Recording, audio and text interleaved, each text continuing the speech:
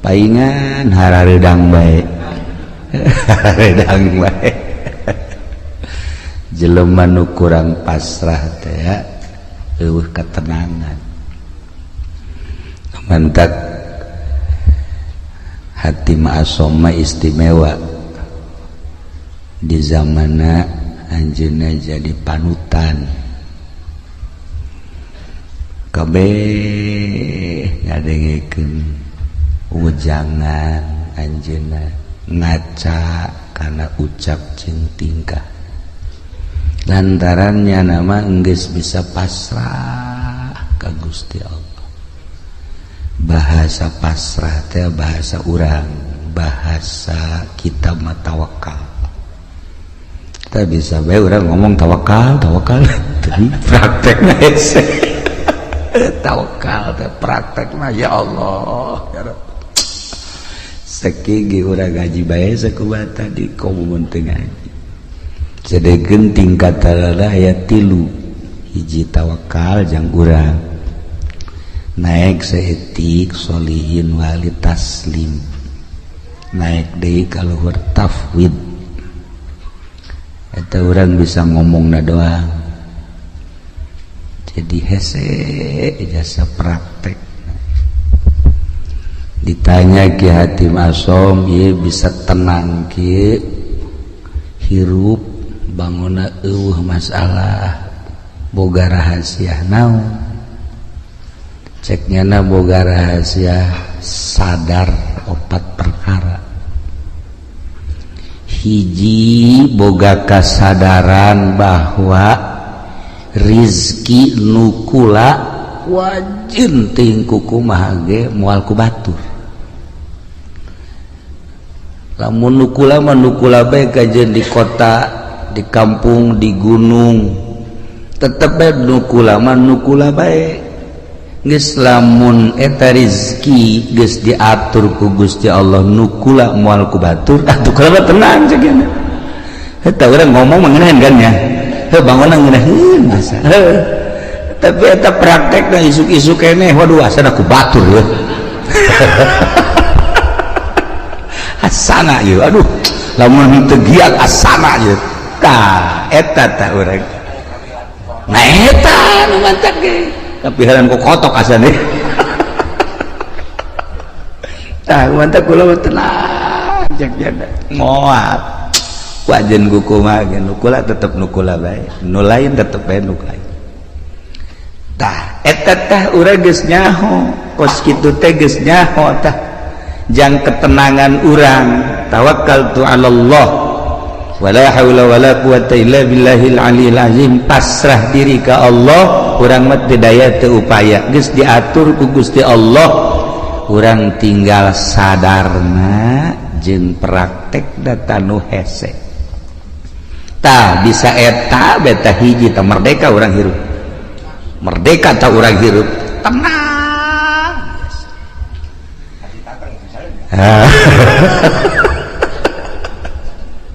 modalan kurang puluhan juta ratusan juta lai urang eueuh bagianana lain nambahan dan hutang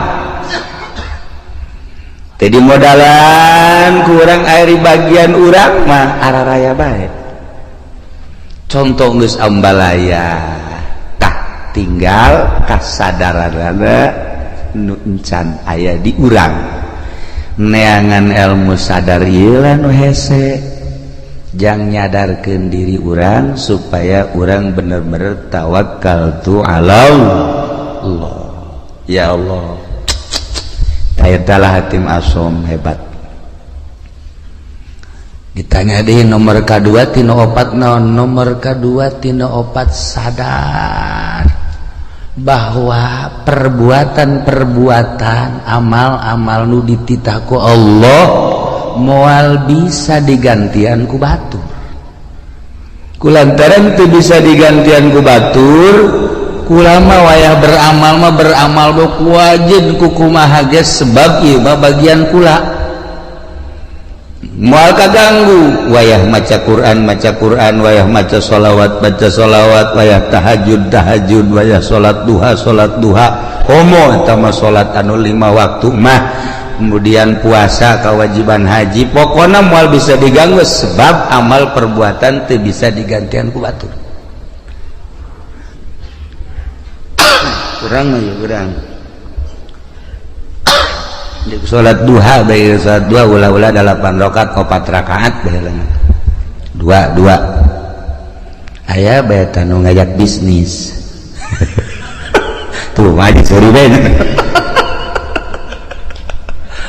eleh taku bisnis tah ji ieu urang berangkat ye non lantaran aduh ieu mah gede ieu keuntunganana ieu coba ndek salat duha teh jadi teu bisa digantian teh padahal mah salat duha tah tungtung nama bisnis ngajejas salat duha teu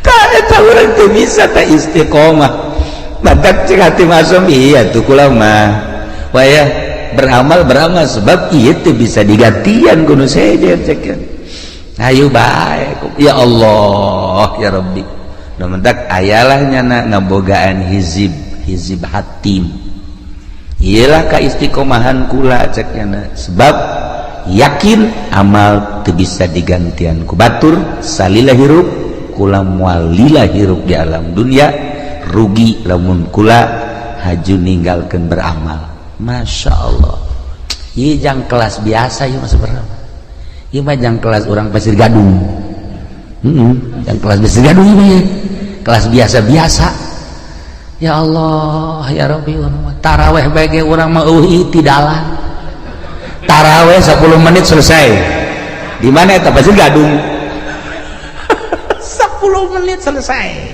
malah mah ayo memeh Isa taraweh na memang Isa itu na batur taraweh orang ngarokok goblok gitu coba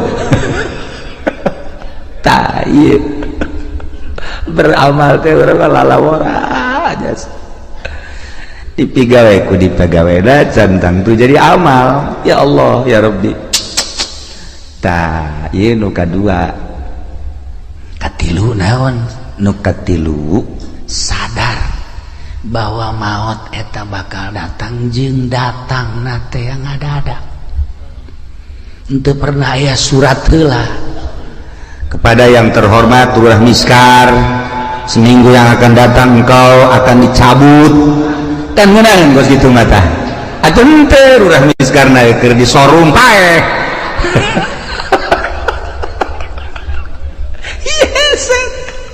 orang ada yang nu maot di masjid keur sujud senang orang nu maot keur tahlil senang orang maot keur maca Quran Masya Allah maot keur ibadah zikir ya Allah ya Rabb maot keur itikaf Masya Allah kan ieu mah keur di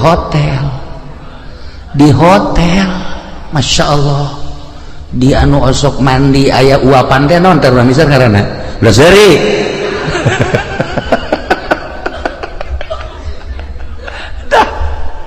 lantaran lieu maot ngadadak teu pernah dibejaan deui urang nah cek ati masong nu mata kula mah selalu inget ka maot sakumaha nu dicaritakeun ku Kangjeng Rasulullah Muhammad sallallahu alaihi wasallam yakni aksiru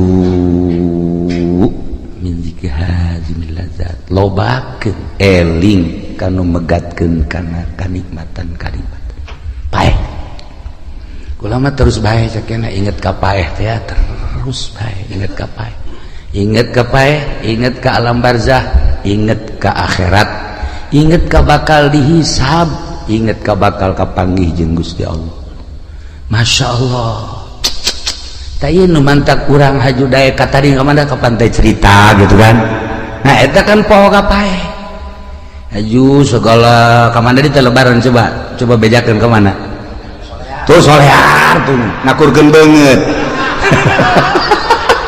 sama jeung Zainuddin tah itu pengen di kaditu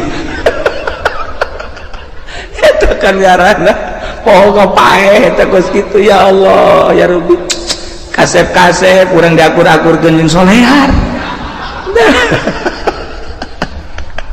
Masya Allah lamun tadi ayat anu dibaca ayat khauf eta teh diawalina ge ku ya ayyuhan nasu taqu rabbakum hei manusia sing sarieun maneh ka Allah dititah urang sieun ka Allah dititah sieun ka Allah lamun urang geus boga sieun bae ka Allah aman belajar sieun teh ka Allah teh kudu belajar sebab lamun teu belajar moal bisa belajar tentu belajar teh kudu aya guru abeh bisa sanggeus bisa abeh jadi adat atas sieun teh ulah kamari sieun wayang teh bulan kamari mah aya teh sieun barang lebaran mah eueuh di bulan Ramadan mah aya ngerenyet sieun ka Allah barang lebaran oh Masya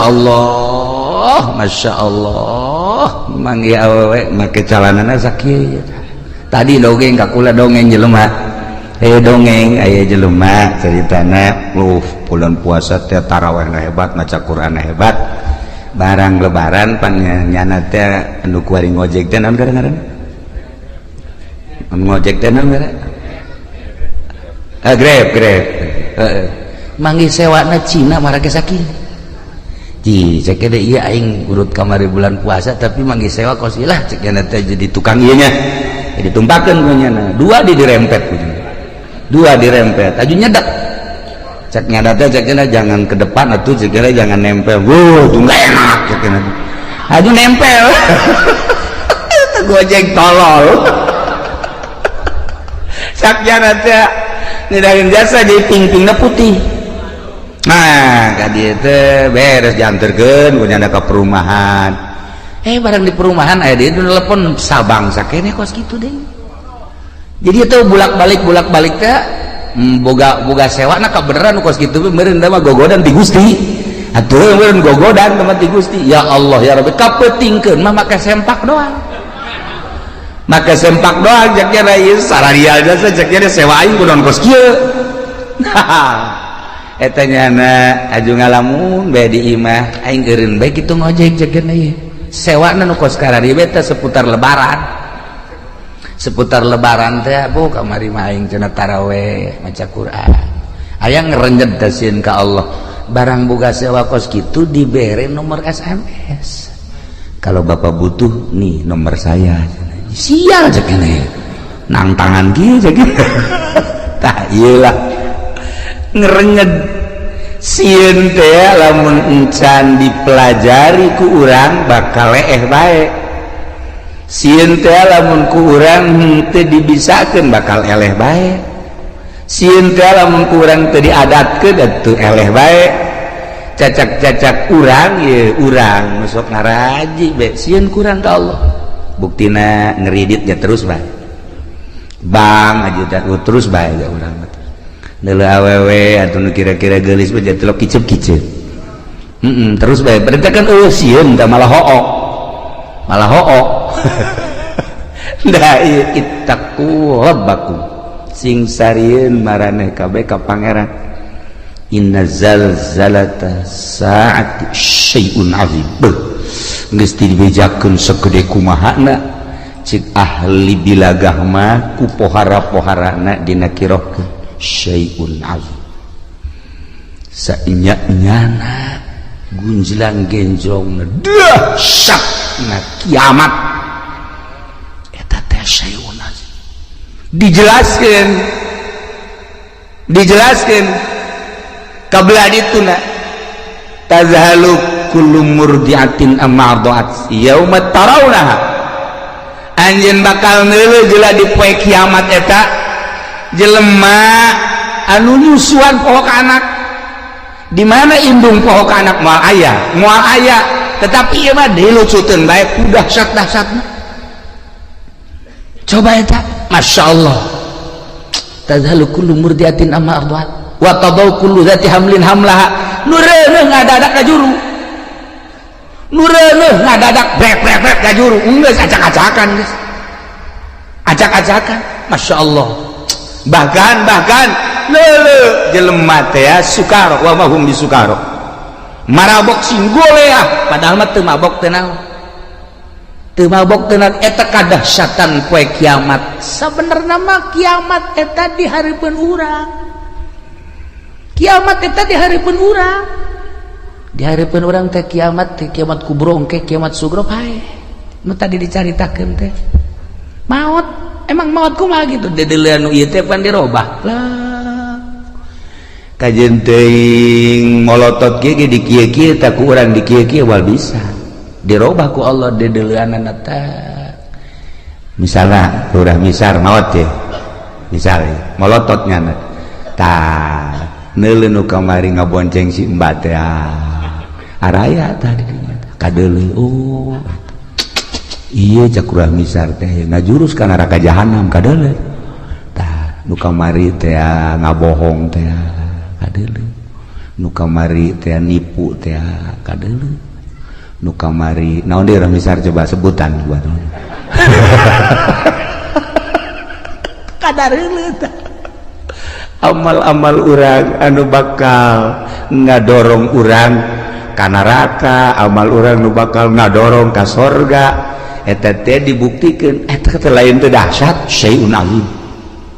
Inna zalzalatas saati syai'un azim. Masyaallah ya Rabb.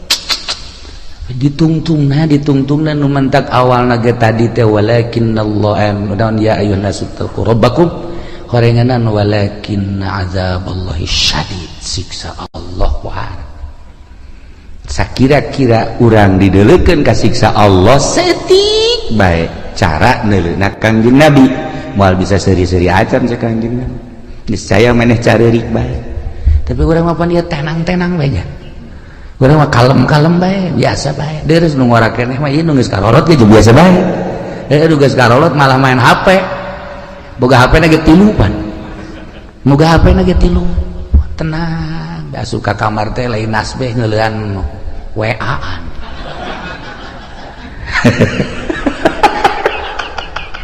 Dia kumaha coba ieu lalakon ieu kuan.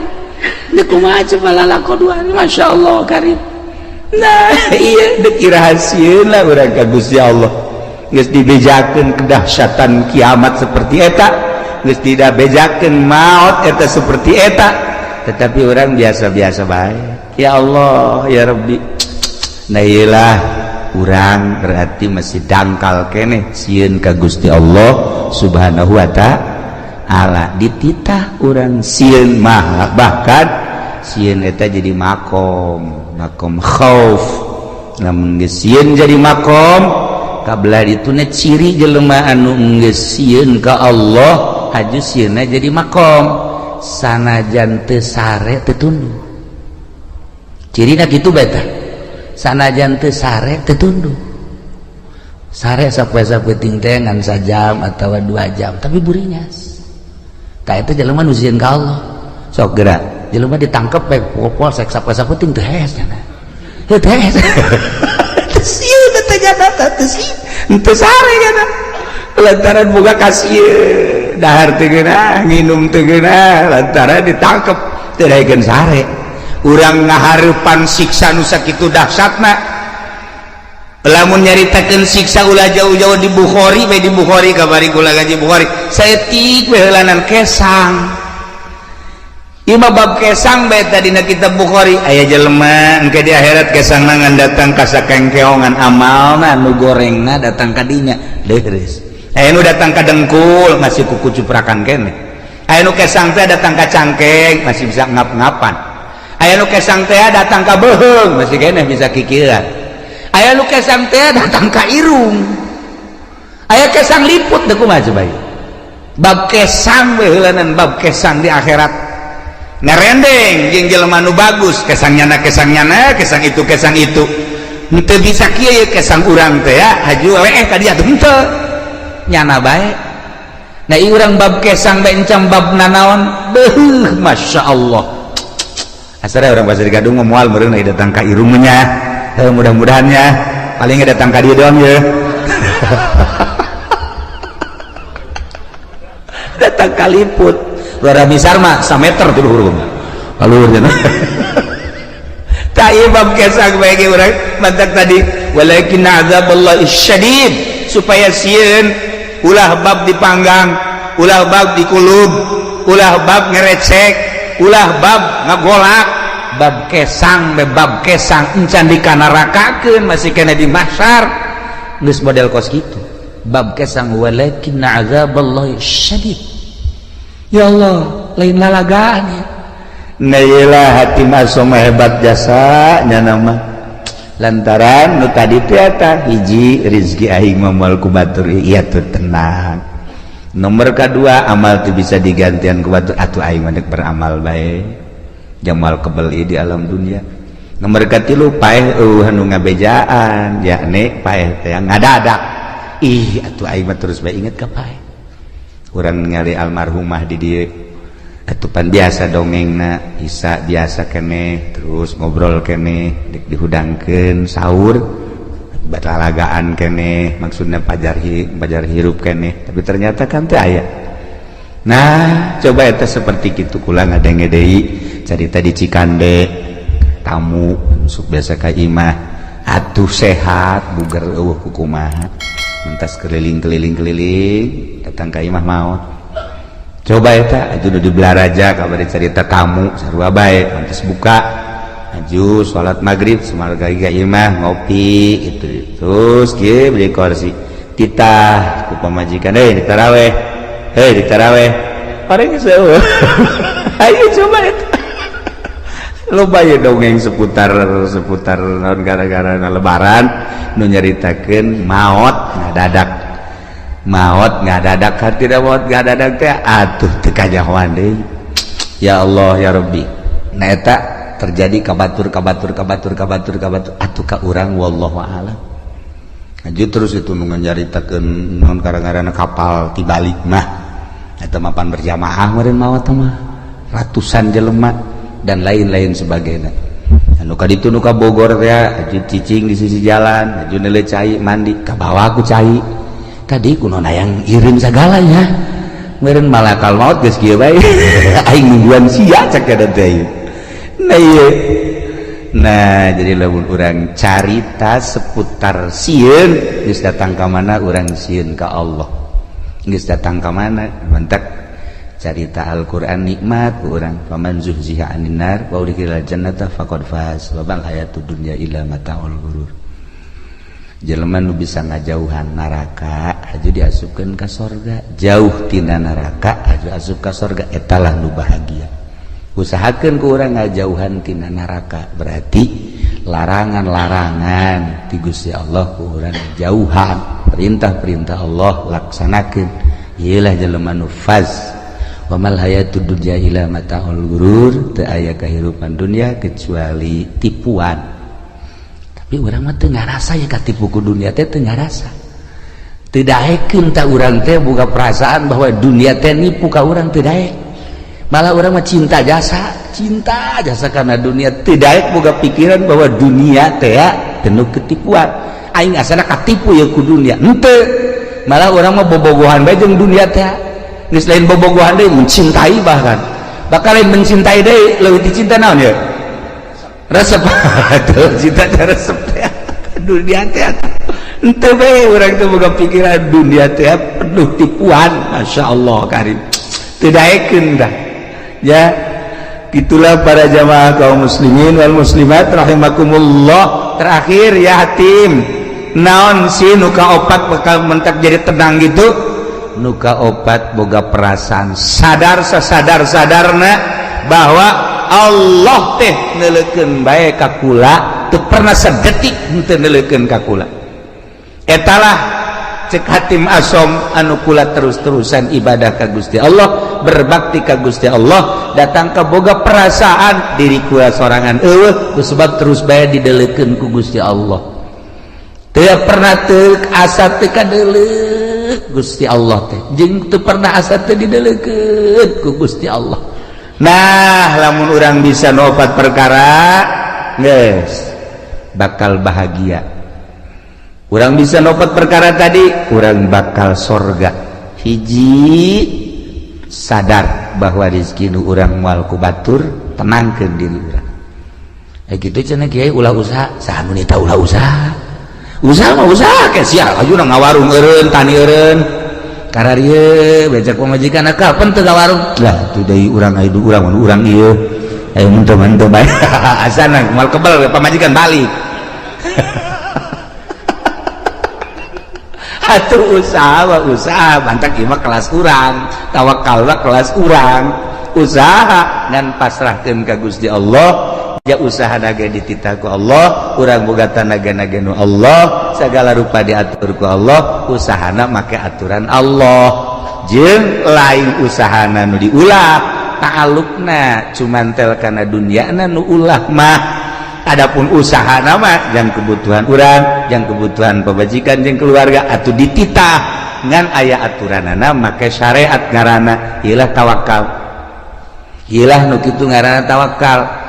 Ketika Kangjeng Nabi nyaritakeun tawakal sahabat ngadengikeun bae kieu jahe ka harti ta ku sahabat hiji mangsa sahabat dagang make onta saenggeus dagang kana onta ka pasar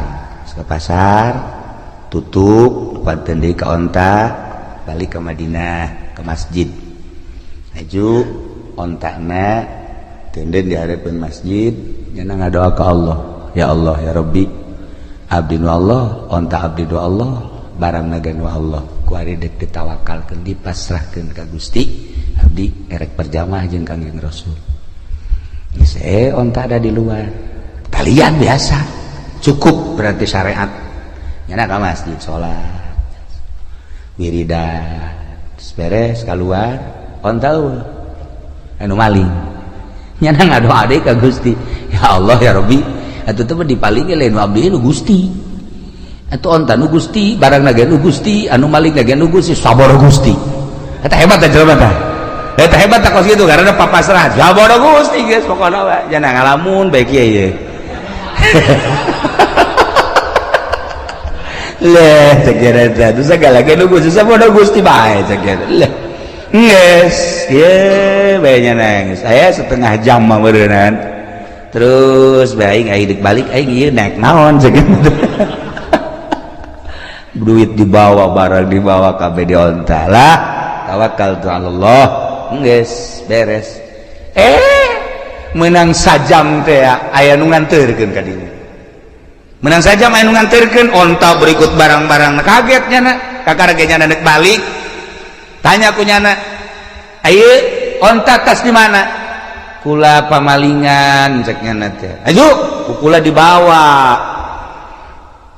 bagus dibawa di jalan aya nu ngahadang jelema teu wauh ka kula teu wauh ka nyana teu ngomongna naon ngan ngomong sakieu doang sia maling jelema nu tawakal ka Gusti Allah lamun teu dianterkeun bacok sia ku aing kula ngalawan cek nyana begitu ngalawan disempring leungeunna pegat sakit akhirnya di talian leungeunna dibabandulkeun ka di tayeu leungeun kula akhirnya kula cek kula teh geus kula neuk ngabalikeun ieu balik bawa henteu kula mah neuk nyarita bae ari ieu rombongan jin apa malaikat apa setan apa jelema ulah nyaho cek nyana ulah nyaho balikeun geus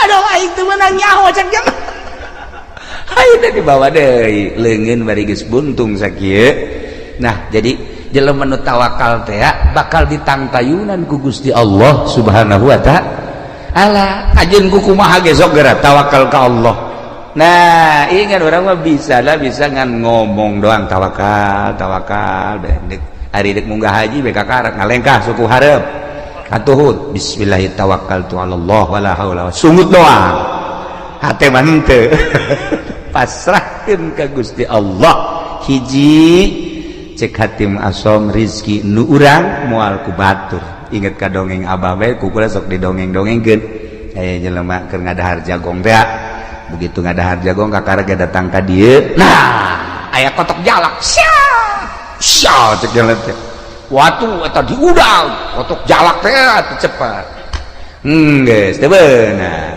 balik deui ka imah nah cak jana horeganan geus datang ka sumut ge aya lain rezeki mah pacokotok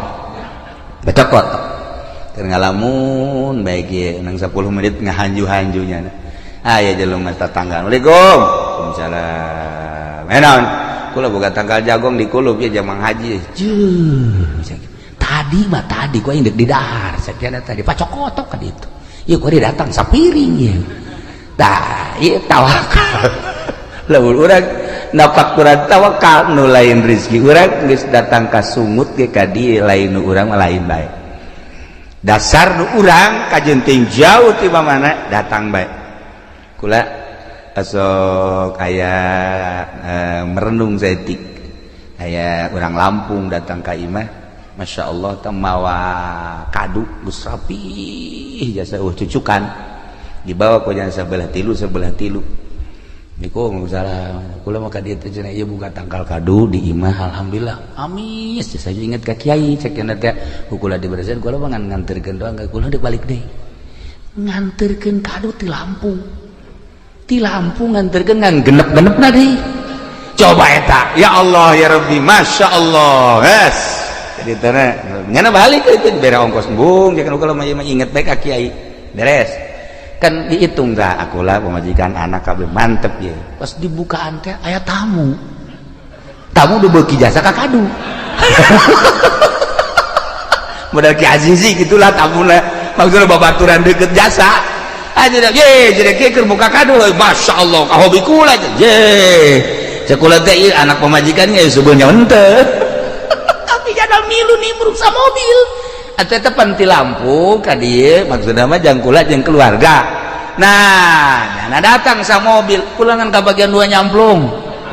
Nyana bae nu loba mah bener aja ku ngeunah amat cenah, ngeunah amat ngeunah tolol sia.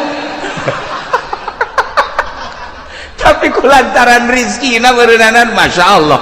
Atuh masalah rezekinya anak. Nah, kos kitulah Allah ngatur lamun ku urang di tapakuran pohara jasa. Di Lampung datang jang kula jol dibelah teh aya tamu anu akrab jasa tamuna barengan ngadahar siring nyamplung Allah ngatur seperti eta ulah boga pikiran kieu mun ulah waka dibuka mah sebeuh meureun ulah boga pikiran gos kitu lantaran memang geus rezekinya anak. Nah lamun urang pasrah bahwa rezeki urang moal ku batur nu batur moal ku urang tenang. 2 amal mal bisa digantian ku batur anak itu urang kudu sigreg. 3 maot eueuh nu ngabejaan ngada-ada kabeh ge maot mah dek datang nomor ka 3 Allah deuleukeun bae ka urang sadetik teu pernah teu deuleukeun bahasana ge laisa baini wa bainaka bainun antara anjeun jeung kaula cek Allah eueuh antara lantaran bi takumu ku ayana kaula ku kaula maneh jumeneng wabi ku ayana kaula anjeun teh hirup dihirupkeun ku kaula diatur ku kaula laisa baini wa bainaka bainun antara kula jeung anjeun cek Allah eueuh masa eueuh antara ngan anjeunna nu boloon cek Gusti Allah kunaon atuh teu boga perasaan deukeut padahal wa nahnu aqrabu ilaihi min hablil warid terjemahanana ana aqrabu min nafsika wa ana aqrabu min nutkika wa ana aqrabu min hablil warid kaula leuwih deukeut tibatan diri anjeun kaula leuwih deukeut tibatan omongan anjeun kaula leuwih deukeut tibatan hablil warid kunaon atuh maneh ngarasa jauh kanyahoan jauhna kok make jeung ngarumpak kana sagala rupa larangan-larangan kaula nu haram nu subhat jeung sajabana berarti anjeun teu asa diperhatikeun ku kaula. Kalayan inayah ti Gusti Allah alhamdulillah malam ieu khususna simkuring umumna urang sadayana kempal di tempat dina raraga anu parantos dicatet ku para malaikat raraga takziman wa takriman ngamulyakeun ngagungkeun kana dilahirkeunna junjunan alam Kangjeng Nabi urang Kangjeng Nabi Muhammad sallallahu alaihi wasallam nu malah mandar urang kenging syafaat. Mudah-mudahan nu kumpul di dieu khususna urang kejaga di akhirat disyafaatan ku Kangjeng Nabi urang Kangjeng Nabi Muhammad sallallahu alaihi wasallam. Simkuring ngahaja datang ka dieu malam ieu motifna dua. Nomor kahiji ngalayad ka RT Jiman kulantaran RT Jiman teh deket jeung Simkuring terutama pamajikanna si Masuri deui deket teh lain naon sok pajar bogoh deui lain jadi jadi tukang urut jadi deket alhamdulillah hubungan bilateral ngurut nah alhamdulillahirabbil alamin. Malam ieu Simkuring ngahaja taziah ke RT Jiman kurang bacakeun Fatihah ka anjeunna ila hadrati ruhi RT Jiman Al-Fatihah. Bismillahirrahmanirrahim. Alhamdulillahirabbil alamin arrahmanir rahim maliki yaumiddin. Iyyaka na'budu wa iyyaka nasta'in ihdinas siratal mustaqim siratal ladzina an'amta 'alaihim ghairil maghdubi 'alaihim waladdallin. Nomor kedua orang maulidan patali jeung iman urang ka Allah, iman urang ka Kangjeng Rasulullah Muhammad sallallahu alaihi wasallam. Ku iman ka Kangjeng Nabi sanajan peuting bari tiris jam 12 kurang saparapat masih kedah iya tanda iman, tanda cinta. Lamun teh cinta ka Kangjeng Nabi titah diuk di dieu jeung moal daek. Moal daek ieu tanda iman mantak geus pol ieu iman. Kulantaran geus pol lamun paeh ieu kuari ka surga. Maksudna lain amin mun urang paeh babarengan daek ka surga. Daek di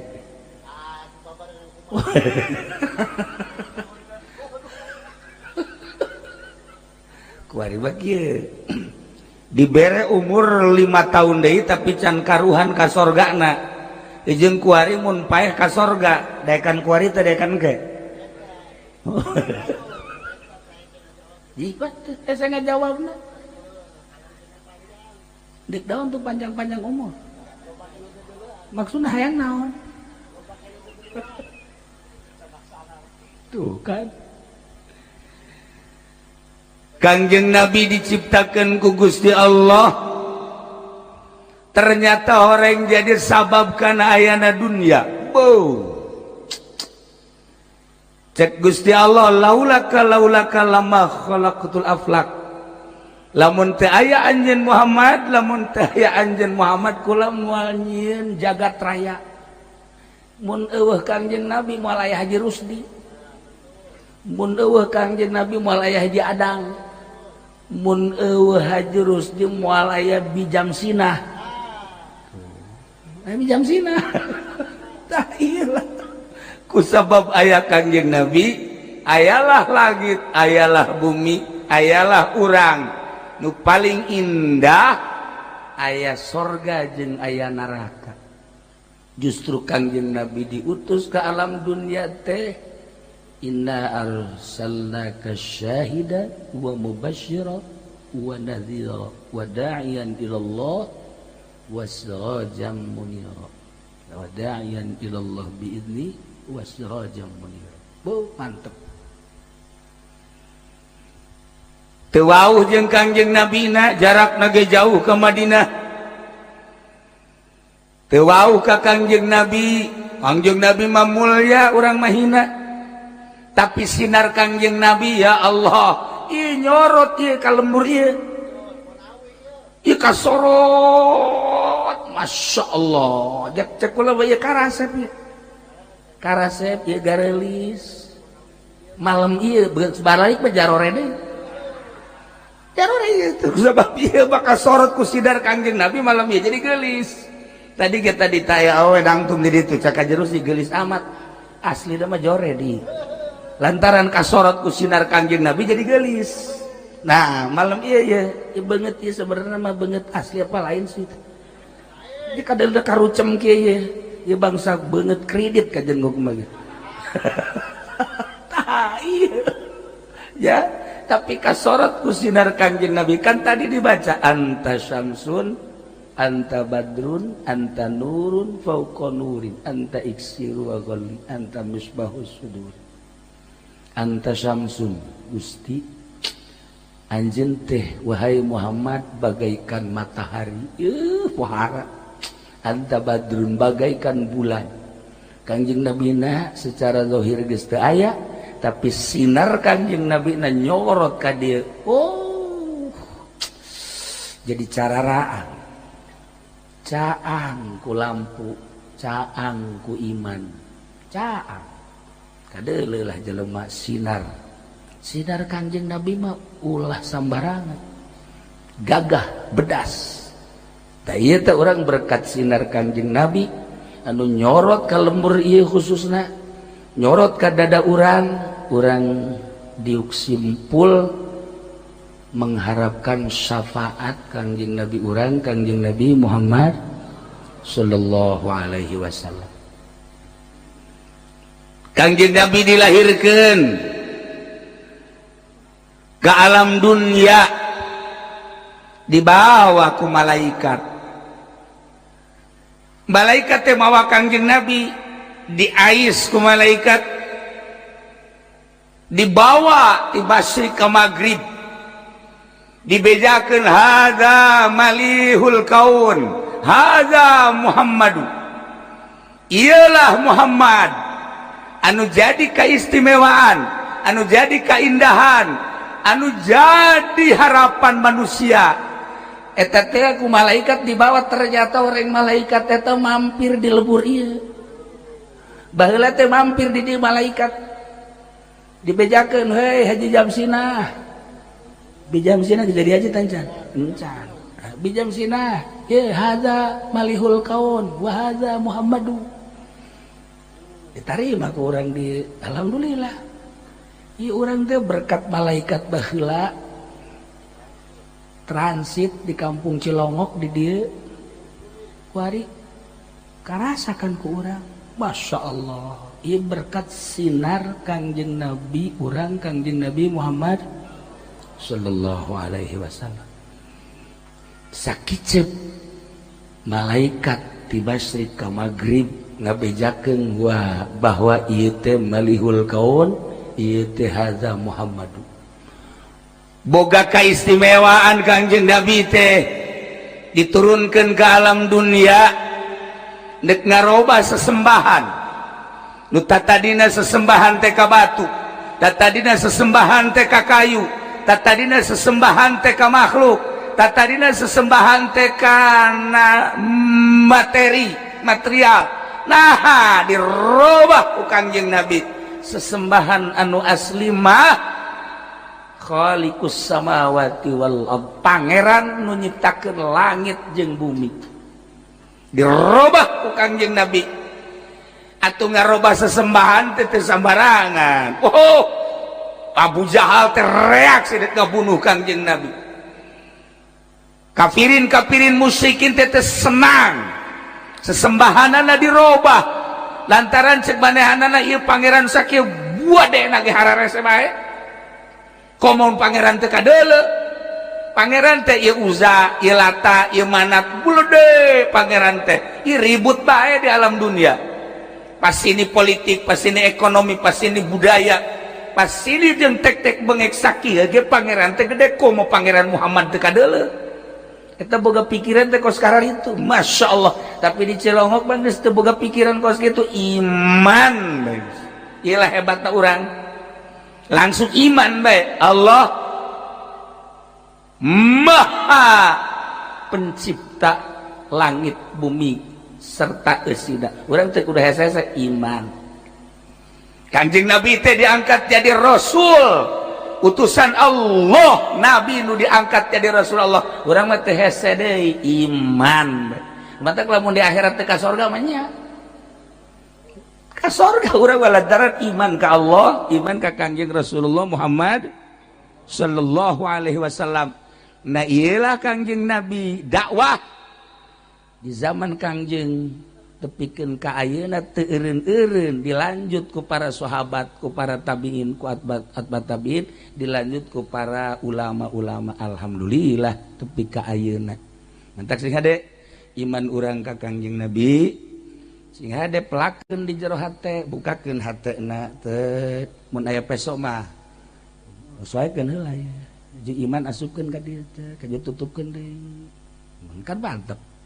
Jadi ulah pudar iman teh di jero ieu. Ya Allah ya Rabbi. Nah, ieu Kangjeng Nabi diutus ka alam dunia jadi rasul, diangkat ku Gusti Allah, ngabogaan mukjizat anu nomor kahiji nama Al-Qur'anul Karim. Geus lamun urang talar Quran berarti eta geus lain jelema leutik.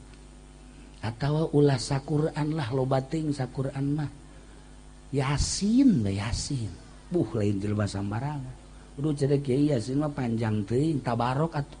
Tabarok ge cenah panjang teuing Kiai teh mah.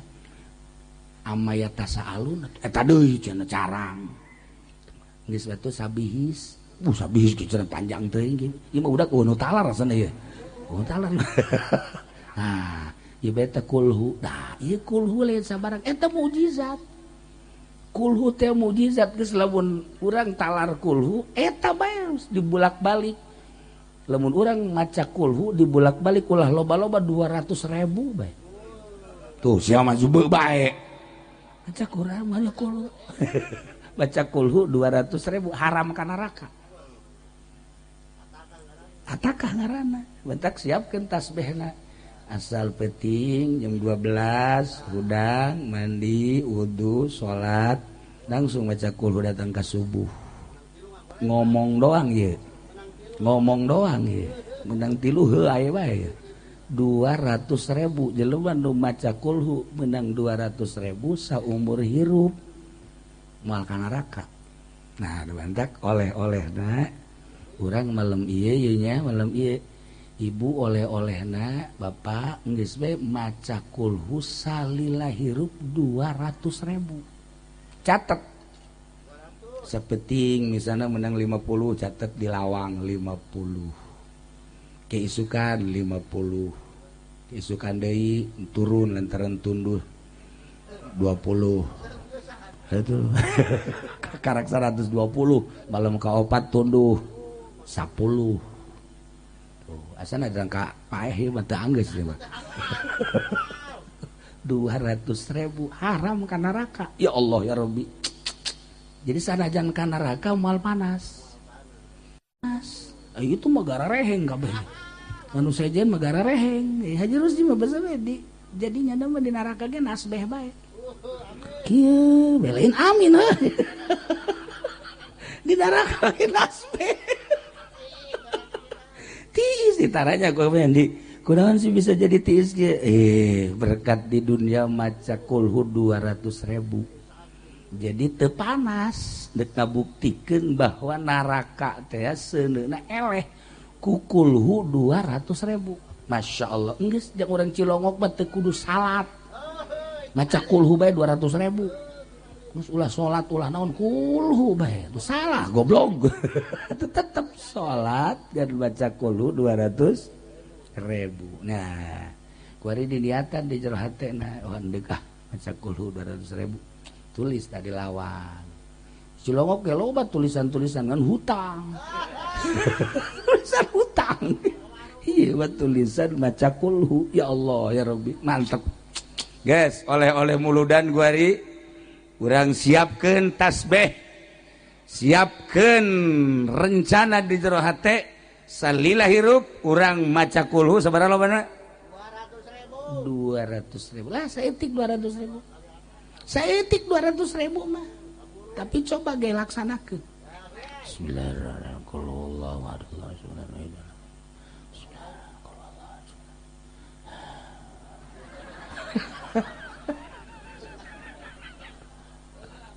cak pamajikan ke haji ke mana sih tuh soran tadi mah ayah soran bareng kieu waduh budak mabok kulhu ya teu kuat beda lamun orang nonton TV kieu bisa penting kuat tapi lamun orang maca kulhu ya maca kulhu 3 4 5 ieu kos aya aibonan we mata hei beda waca kulhu sebab lawan dumantek teu kuat daun kulhu teh wahyu diturunkeunna ge teu sambarangan dibaca ku urang anu daharna ge sambarangan nginungna sambarangan teu kuat jadi ndekna heuai terus orang siap kuari mah lamun maca kulhu terutama bapak-bapak kopi gitu besi kopina kurang loba saember maksudnya kieu saember mah di lamun diinum ku urang sagelas eta mah biasa lantaran ieu mah tunduhna rosa hulu diasupkeun jadi mal tunduh teh mah jadi uang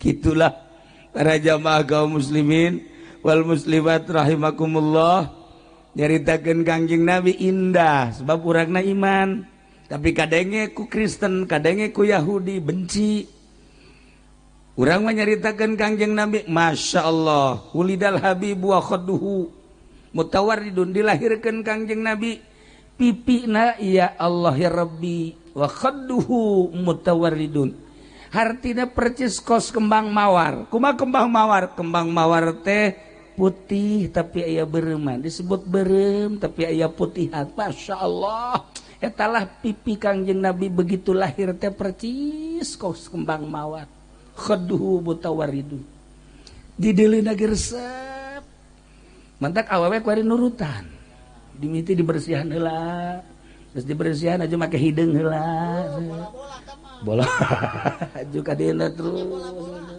kayak mulai di berem-bereman gitu.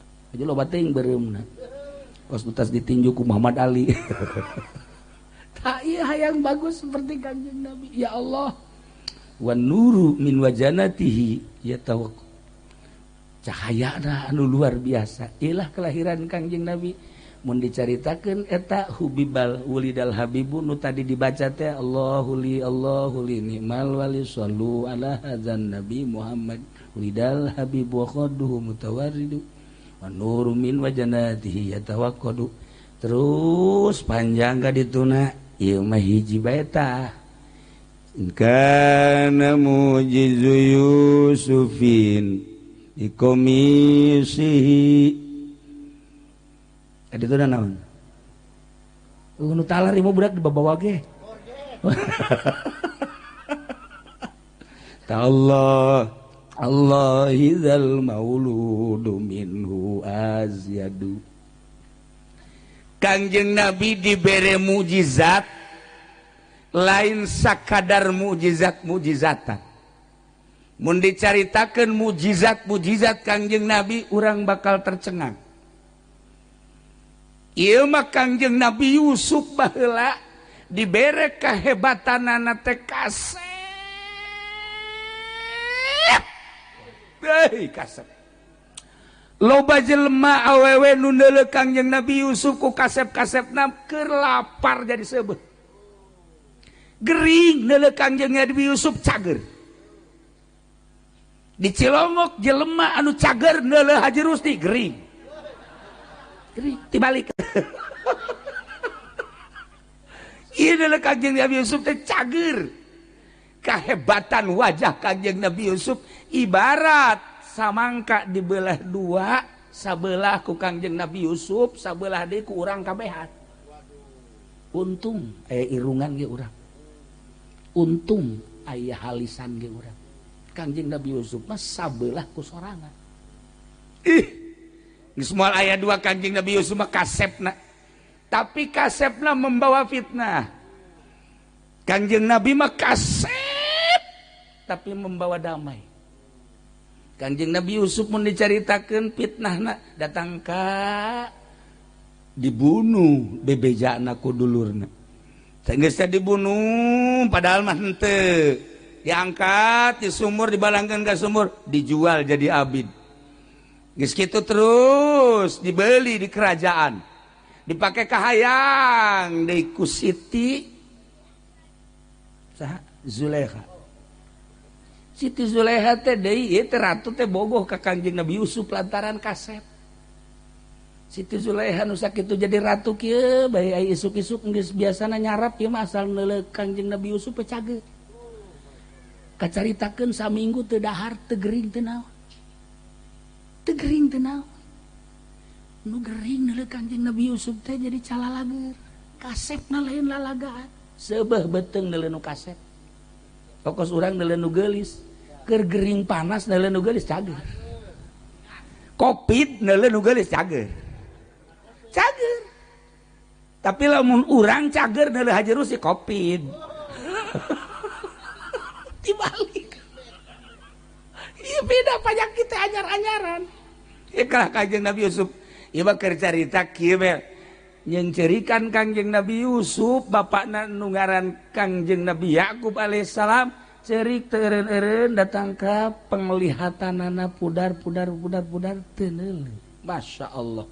Panjang mun didongengkeun ieu mah deuk caritakeun teh mukjizat Kangjeng Nabi Yusuf. Begitu Kangjeng Nabi Yusuf jadi raja di Mesir, kelaparan kan di negara mamana, nuboga gandrung korma kageteun sebab cek kakak nama Kangjeng Nabi Yusuf teh geus maot korenganan jadi raja. Geus kieu we titip bayi nya moal maka bisa manggihan bapak.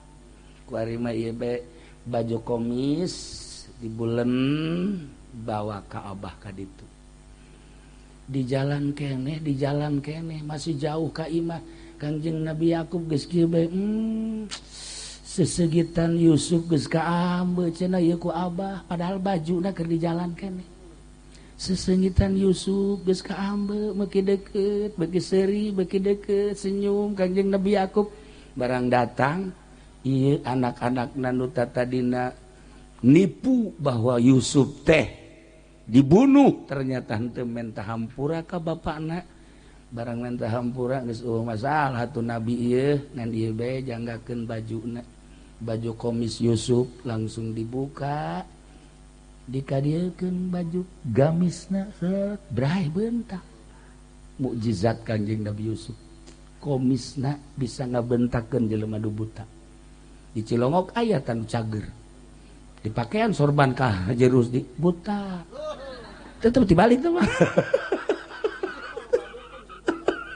Masya Allah. Nah iyalah inkana mujizu Yusufin bi komisi lamun memang mujizat Kangjeng Nabi Yusuf ko komisna Masya Allah tallahi demi Allah zal mauludu ieu orok yakni Kangjeng Nabi Muhammad dilahirkan minhu azyadu leuwih tibatan mukjizat nu dibikeun ka Kangjeng Nabi Yusuf alaihis salam.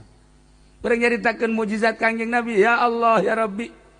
Pohara di antarana ye Raja Habib ngiriman hadiah tiaman dipuatkeun kana onta diiring ku penggawa-penggawan datang ke Mekah kapanggih jeung anak buah Abu Jahal. Cik anak buah Abu Jahal ieu rombongan ti mana? Yaman. Rombongan ti Yaman ti mana? Ti kerajaan Raja Habib. Ieu mawa naon? Mawa hadiah. Jang saha ieu? Jang Muhammad Rasulullah. Hei, di Mekah mah nu tenar we lain Muhammad. Ye, bos kula. Saha? Abu Jahal.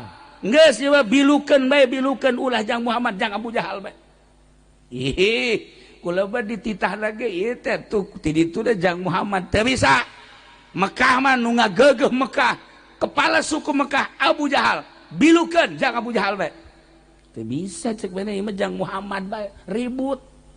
Sageus ribut, Abu Jahal dipanggil. Abu Jahal ngomong, "Ieu di mana?" "Di Yaman." "Ti saha?" "Kiriman Raja Habib." "Jang saha?" "Jang Muhammad." "Ye. Ieu ngaranna Abu Jahal nu ngageugeuh Mekah." "Enggeus ieu mah jang kula teu bisa." Cek anu ngirim, cek nu dikiriman tetep ieu mah jang Muhammad bae. Ayeuna ribut, sanggeus teh ribut utusan Kangjeng Nabi datang ka dinya. Kuari mah kieu bae. Cek Kangjeng Nabi ulah hese-hese isuk urang kumpul kabeh engke urang tanya onta lamun eta onta ngomong jang Abu Jahal los jang Abu Jahal tapi lamun eta onta ngomong jang Muhammad berarti jang kula. Siap dah Abu Jahal? Siap. Isuk urang kumpul hadiran ku seluruh Arab, seluruh orang Arab. Jadilah isuk teh kira-kira bangsa jam 8 ieu teh dek nanya onta. Boh eta Abu Jahal langsung begitu boga perjanjian kitu langsung datang ke pangeran. "Pangeran, lata wayahna tuh kuari mah ulah cicing bae ngomong." Ngomong, "Ye, ulah ngisin-ngisin Abu Jahal. Coba tuh mere penerangan isuk onta.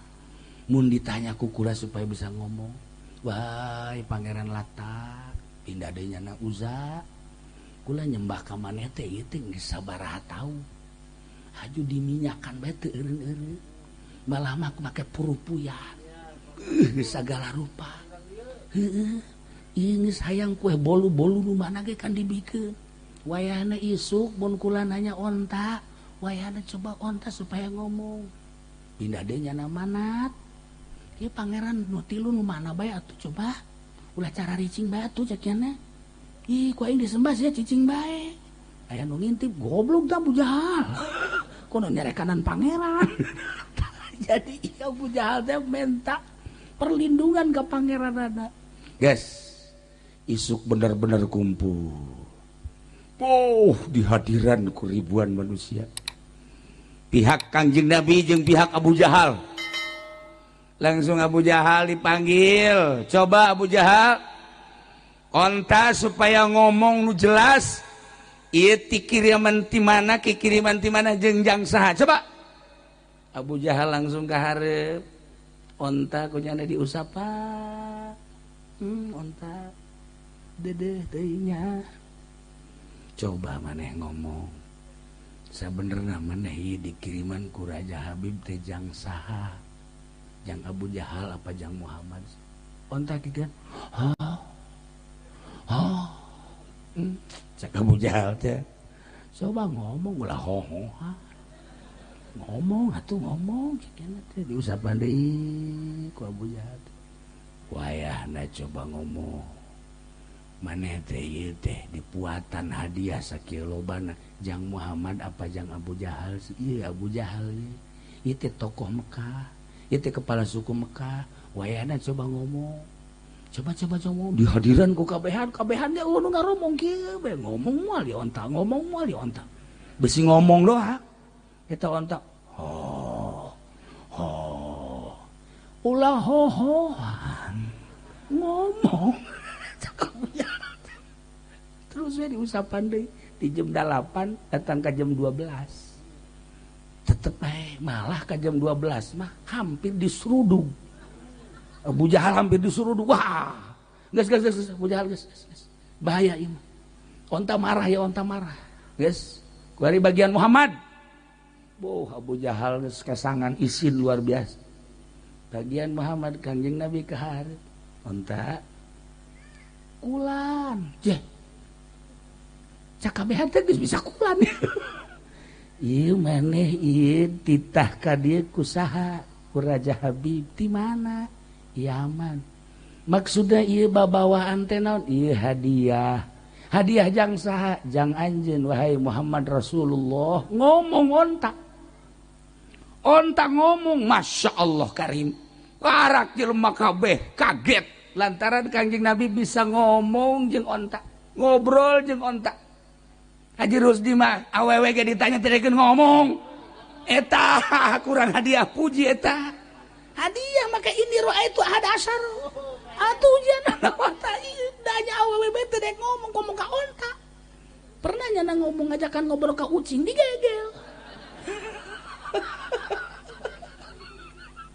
Lah iya para jamaah kaum muslimin wal muslimat rahimakumullah, eueuh jalan datangkan teh iman ka Kangjeng Nabi, sebab Kangjeng Nabi ti mimiti dilahirkeunana ge boga kaindahan anu luar biasa, di antarana wajahna berseri-seri, sinarna nembus kaluhur katingali ku balerea. Aya sinar naon sih ieu? Aya sinar naon sih, padahal mah Kangjeng Nabi dilahirkeun sinarna mencuat kaluhur. Aju mujizat-mujizat tadi antarana tadi onta bisa diajak ngobrol. Iyalah in kana mujizu Yusufin di komisi lamun bae mujizat Kangjeng Nabi Yusuf dengan komisna bisa nyagerkeun mata nu ngaran bapakna. Tallahi demi Allah zal mauludi ieu orok yakni Kangjeng Nabi Muhammad minhu azyadu leuwih tibatan eta. Dibawa ku Kangjeng Nabi hadiah teh. Sageus dibawa ditinggali ku Kangjeng Nabi, Masya Allah ternyata emas segede kieu lain hiji 40 segede kieu. Di samping emas perak deh. Dibawa ku Kangjeng Nabi ka Jabal Abi Kubais. Ku Kangjeng Nabi diburusutkeun da emas. Kitu kene sutra-sutrana. Cek Kangjeng Nabi, wahai emas, wahai perak, wahai pakaian-pakaian sutra, anjeun teh dikirimkeun ti Yaman jang kaula. Kula nampak bunga ku ayan hadiah, tapi kula teu ngabutuhkeun karena emas perak jeung pakaian kos kieu. Ku ayana sakitu ieu mah lain jang pakaian dunia, engke ieu mah di sorga. Maka wayahna wahai emas, wahai perak, wahai sutra, maneh saat ieu keneh berubahlah menjadi gesik-gesik jeung pasir-pasir. Harita keneh prak menjadi pasir. Lamun kanyawan ku Haji Rusdi, ya atuh naonan. Pugu urang mah keusik hayang jadi emas. Ya Allah ya Rabbi, ieu kunaon emas jadi keusik. Teu hayangin Kangjeng Nabi mah. Lantaran emas mah engke di sorga mah urang ye. Lawangna emas, cecekelna emas, kursi emas, segala rupa emas. Kuari mah aya kan di dieu ge emas tono. Tah mah urang Brebes tah mah. Tah ieu lah di sorga engke mantak di dunia ulah hayang mewah-mewah engke di sorga. Urang mah iman ka Allah, iman ka Kangjeng Rasulullah, hayang naon engke di sorga. Sorga geus deukeut, sorga teh geus deukeut di hareupeun urang. Kanyahoan sorga geus deukeut, tanyakeun ka RT Jiman. Pae heula tanyakeun ka RK Patin nya mah geus datang deukeut. Sorga teh deukeut di hareupeun urang. Asal dicabut nyawa urang geus ka sorga. Urang mana meureun? Urang mana meureun belah seuri sia. Ya sia mah bagianna ka ditu kanu kaencapan. Tah ieu para jamaah kaum muslimin wal muslimat rahimakumullah, eueuh jalan jang teu iman ka Kangjeng Nabi lantaran Al-Qur'an geus ngajelaskeun eta lah mukjizat. Al-Qur'an geus ngajelaskeun, Bukhari geus ngajelaskeun, Muslim geus ngajelaskeun berbagai mukjizat. Ke iraha deui kula jaritakeun mujizat tadi nama kan ieuran cenah muludan teh endek naon ngaranna berseri lantaran kulana kurang sehat atuh kurang sehat jadi penggal jadi tengah ieu bagian salah sahiji mukjizat geus jelas mukjizat Kangjeng Nabi teh di antarana bulan belah 2 tarurun maca syahadat, kemudian tangkal korma lempang ka hareup maca syahadat balik deui deuk kurang kumaha deui. Masya Allah Karim. Ieu kuari urang diuk di dieu. Ieu lamun lain mukjizat Kangjeng Nabi moal bisa. hayang nyaho mujizat ieu tah urang hidup gua teh keur ngarasakeun mujizat. Keur ngarasakeun mujizat. Begitu Kangjeng Nabi lahir, ya Allah ya Rabbi, jukut jararadi. Korma ngadadak buahan, diala teu beak-beak. Bubuahan-bubuahan aya. Eta Kangjeng Nabi lahir, urang merayakeun bae tuh. Cau sok bade naon teh. Ieu ngarayakeun, sakieu ge ngarayakeun doang. Komo lahirna Kangjeng Nabi. Terus geus kieu bae cau nu mana ini berkat. Tuh kan kelahiran Kangjeng Nabi dirayakeun ala bae geus tara rimbul masyaallah karim. Nah ieulah Kangjeng Nabi urang Kangjeng Nabi Muhammad sallallahu alaihi wasallam ulah kaget lamun di Prancis kuari keur dihina Kangjeng Nabi melalui film-film kartun. Henteu aneh emang Kangjeng Nabi mati baheula kos kitu. Moal kanyahoan gedena lamun eueuh nu ngahina. Kiai moal kanyahoan gedena lamun eueuh nu ngahina. Wali moal kanyahoan walina lamun eueuh nu mencaci maki. Lamun wali kanyahoan gedena setelah dicaci maki, dicaci dimaki dicarekan tetep bae nyana maka Allah. Moal bendueun wali mah kanu nyaci maki. Geus riweuheun jelema anu nyeungseurikeun ka wali. Geus riweuheun jelema anu mencaci maki, mangga bae disabodokeun, malah dibageuran kara kanyahoan luhurna jelema. Kiai kitu keneh. Mantak lamun aya jadi kiai kakarake jadi kiai doang haju dihina, begitu dihina goblok beureun. Teu lain kiai mun tolol mun lain kiai teh mah kos kitu jawara. Mantak Haji Umen nyaho jadi kiai nya henteu sebenarnya.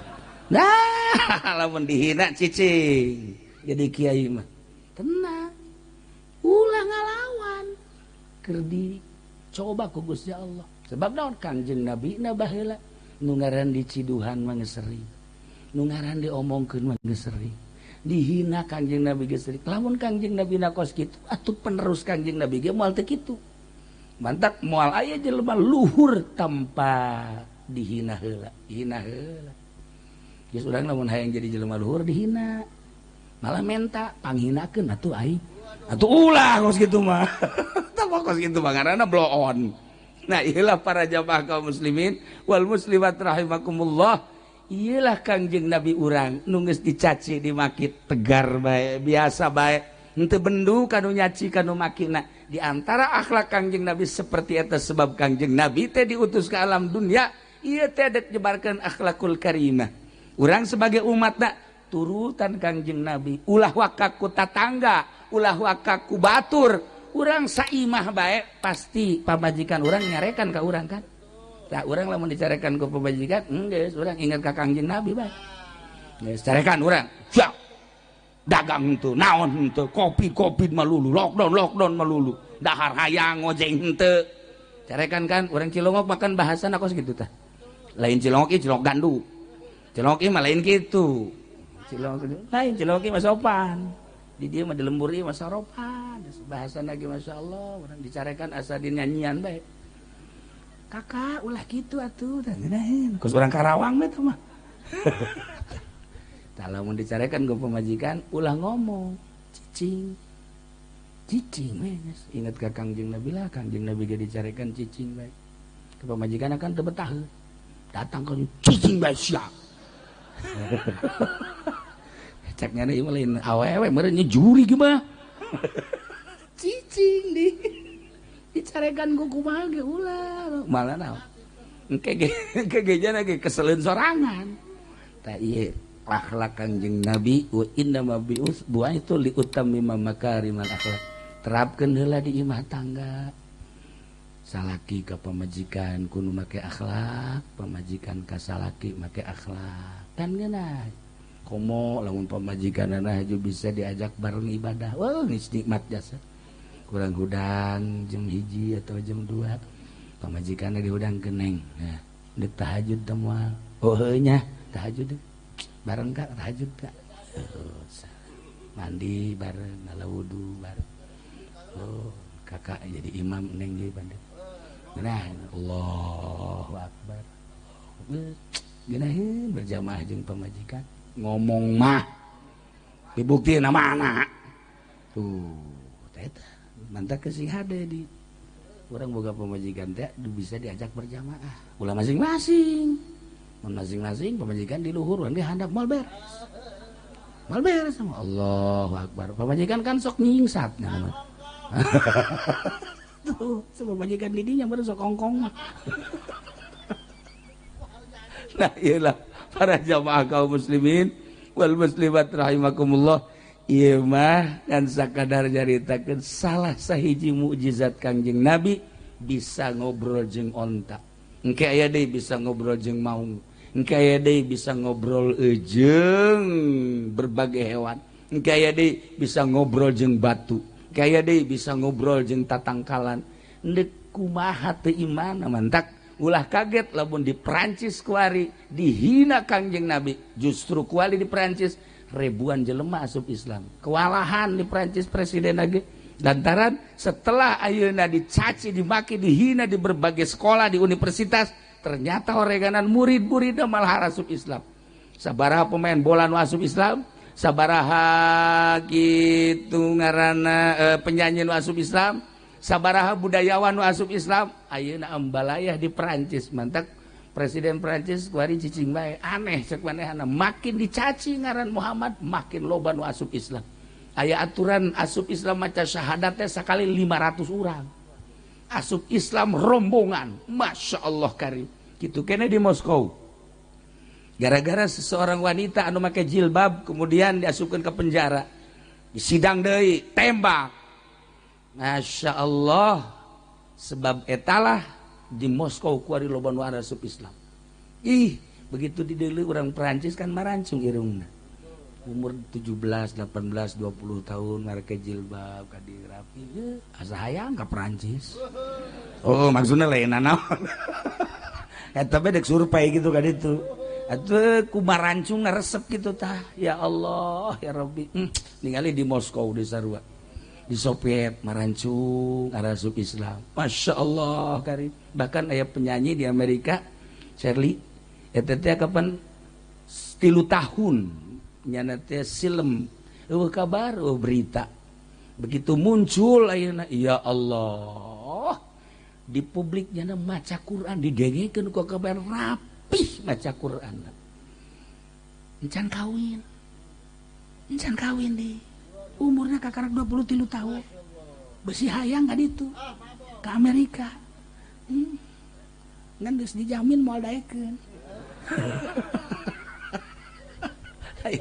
orang kerja kita seputar dua asup Islam Masya Allah ya nah iyalah naon eta hidayah datang sinar Kangjeng Nabi terus-terusan ulah disangka teh hihiberan ku ari Kangjeng Nabi teh ceuk bahasa sompral nama ieu teh kuari teh urang teh dihadiran ku Kangjeng Nabi di deuleu ku Kangjeng Nabi aya nu nyebut-nyebut ngaran aing cek Kangjeng Nabi ieu di Cilongok coba barang di deuleu oh kadeuleu tuh Haji Adang tuh Rajib tuh tos tadi oh tadi Rajib wah kadenge salemur Cilongok kabeh atuh Masya Allah 2 menit deui pegat asan eta geus bisa mal narik ku rode nah iyalah para jamaah kaum muslimin wal muslimat rahimakumullah urang sambil hiburan ku cinta ka Allah cinta ka Kangjeng Nabi Muhammad sallallahu alaihi wasallam nah ieu mah ala kadar hiji takziah ka RT Jiman nomor kaduana urang ngagungkeun ka Kangjeng Nabi Muhammad sallallahu alaihi wasallam atawa dibalikeun nomor kahiji nama maulidan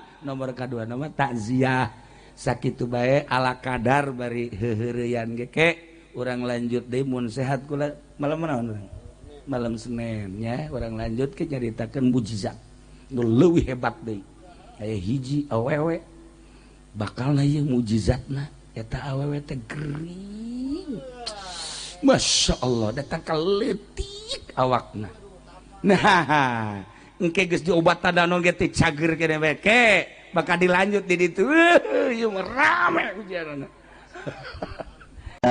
gaduh putra diantarana ialah Qabil sareng Habil Kangjeng Nabi Adam seluruhna gaduh putrana adalah tis'atun wa salasuna 39 boga anakna 39 Kangjeng Nabi Adam dunia sakieu legana dieusian ku 39 sedengkeun ablag-ablagan sepi meureun dunia eta kakarak Kangjeng Nabi Adam Siti Hawa haju anak ngan Ari Qabil mah Qabil eta cak sariwayat mah lahirna di sorga, Ari Habil mah lahirna di dunia di dia di bumi. Cak sariwayat Qabil mah Qabil eta kelahiran sorga nya nama tah Qabil, Ari Habil mah kelahiran bumi. Supaya rada cepet Gusti Allah teh ngalobakeun makhluk, maka ngalahirna ieu Siti Hawa sakali lahir sajodo dua lalaki awewe lalaki awewe lalaki awe kitu bae tah sajodo tah kabeneran Qabil mah ngajodona ieu jeung hiji awewe nu ngaran Iqlima gelis. Ai Habil sajodona jeung Labuda rada kurang gelis. Modal berbes lah gitu. Rada kurang gelis. Sedangkan instruksi ti Gusti Allah kawin teh silang. Disilang kawina lamun tadi Qabil ngadulurna ieu adalah jeung Iklimah, tah si Iklimahna kudu kawina jeung Habil. Habil anu tadi kaluarna ngajodona teh jeung Labuda, tah Labuda kawina teh jeung Qabil. Jadi disilang-silang. Anu pertama lalaki awewe, nu kadua lalaki awewe. Tah lalaki nu kadua kawin ka awewe nu pertama. Lalaki nu pertama kawin ka awewe nu kadua. Kitu bae tah silang ulah dikawin kuno babarengan jeung ngalahirna harita. Jadi teu meunang bareng jeung kembaranana. Eta lah hukum di zaman Kangjeng Nabi Adam alaihis. Kawin dipersilakeun geus aya instruksi kawin, cuman instruksi hukumna kudu disilang teu meunang jeung kembaranana. Eta hukum mulai tadi dijatah. Lantaran begitu diinstruksikan kawin umur kakarak 20 tahunan kabeh ge. Instruksi ti Gusti Allah kawin seperti eta sak ti Qabil kakakna ngeunah bae sia Habil dikawinkeun ka kembaran aing geulis ka bapan aing nasi bae. Kawin ka kembaran sia ieu dideuleu atuh kulit ya berebes lah. Cak urang berebes emang ulu geulis gitu di berebes. Tah eta kos kitu tah. Jadi kurang naon gitu amperna kurang naik Qabil. Jol we iblis datang ka jero hatena mulai ta iblis. Iblis ge pan diusir di sorga leuwih ti heula pan iblis. Wah ini cak iblis makanan gua. Asup ka jero hatena, Bil. Siapa pan kelahiran sorga sarua jeung aing. Mulia orang atuh. Habil onam kelahiran bumi India. Urang mah lain deui mulia tuh. Nu mulia ulah sok kawin kanu jore. Penghinaan engke nu timbul.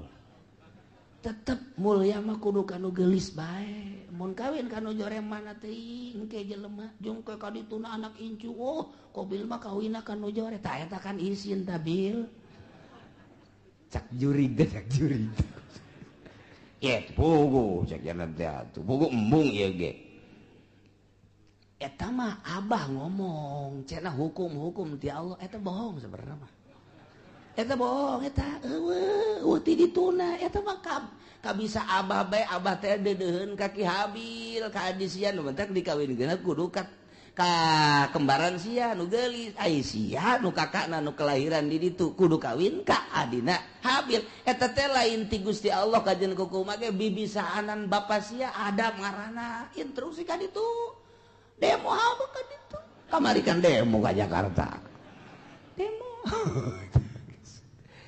pugu ye ge cak Qabil teh aing tetep bae embung kajen kuku mah ge embung bae beja ka Abahna bah naon Qabil ubah Abah bae iya nu bener ya utar atur nikah ya kayak gitu instruksi itu Gusti Allah asal teu adil ya kos kieu ya manya ai kula dikawinkeun kanu kurang geulis ari habil dikawinkeun kanu geulis ta ieu teh akur kos kieu teh lain ti Gusti Allah kajen kukumaha ge kadengen ku habil cek habil teh qabil ulah kitu aing mah ja andai kata aing titah kawin kanu jore aing mah daek bae namun bener-bener instruksi ti Gusti Allah aing mah geus kumaha Allah bae lantaran dia moal kembali hidup di dunia engke ge urang bakal baliknya ka Allah darah sia ngomong samanehna bae geus baing we ieu mah bohong ieu lain ti Allah ya kajen kumaha lain ti Allah ieu mah kajen ti Abah ieu mah emang Abah bangka warah ya